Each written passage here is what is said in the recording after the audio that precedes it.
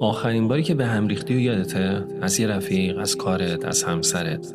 قول میدم اکثر این حال خرابی ها فقط یه چیزه. اگه جلوشو نگیری حال زندگی تو خراب میکنه. اسمش چیه؟ توقع. توقع مثل ناخن میمونه.